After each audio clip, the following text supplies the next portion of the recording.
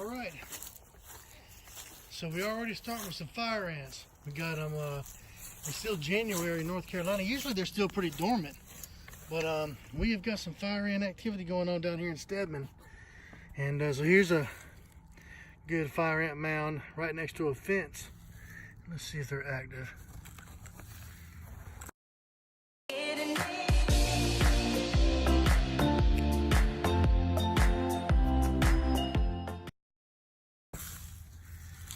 Oh yeah, they're active. They got mad at me too. Don't try that at home. If you're not used to messing with fire ants, don't just stick your hand in one of the mounds. I do this for a living, so I'm not too worried about it. They will hurt you, especially if 20 of them bite you at the same time. Well, see, the tunnels they make are pretty similar to termites. Yeah, that is a famous fire ant. It is middle of January, and these things are just as active as they can be. So I have a feeling we're going to have a pretty big fire ant season this year.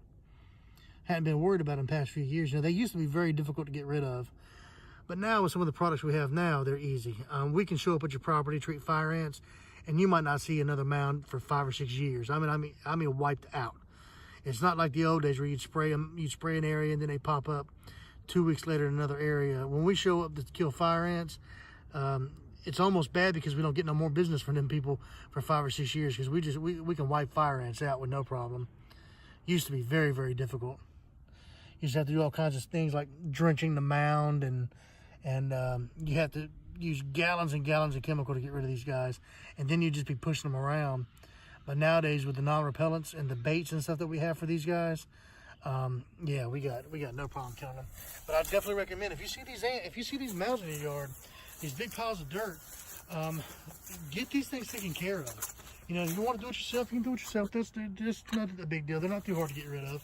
But do it. Because I tell you, if you got kids, especially, my daughter, she was at her grandpa's house a long time ago when she was a little kid. She fell down and sat down on a pile of these, man, and it really, really hurt her bad.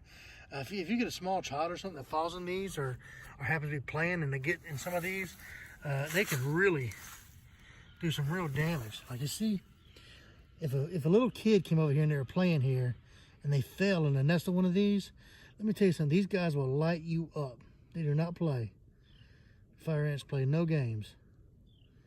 And so I would definitely recommend do something. If you're seeing these in the yard, especially already in January, this many mounds like this, if you're seeing this going on, you want to get ahead of this. Go ahead and knock these guys out, and they'll be easier to deal with later.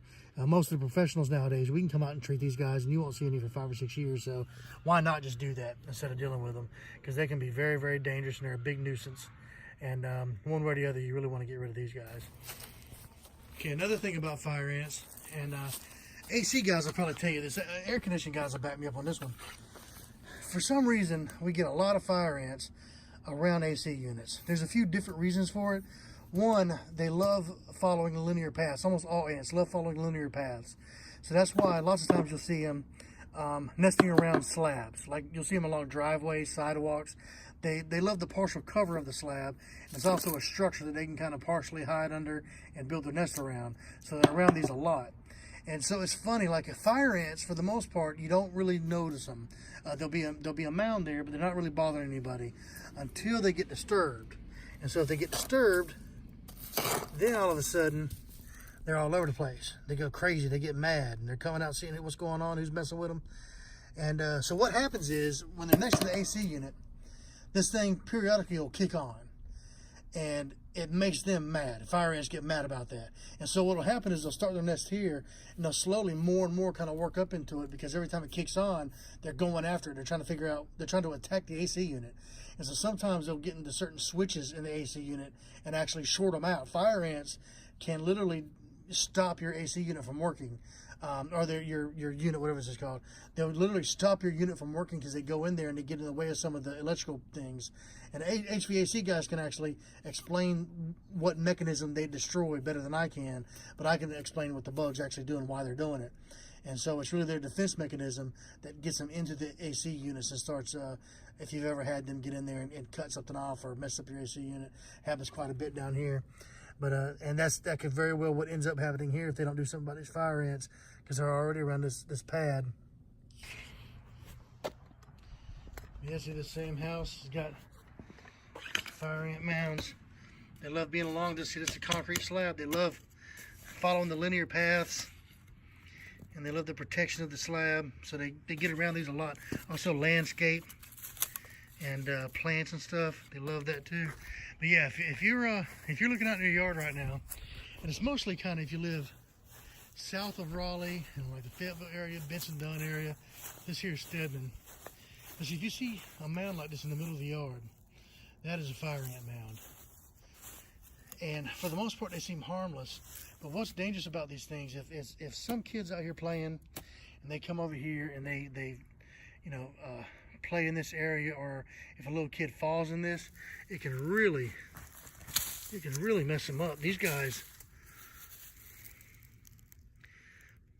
now don't do that if you don't do this for a living, because you might get bit a few times.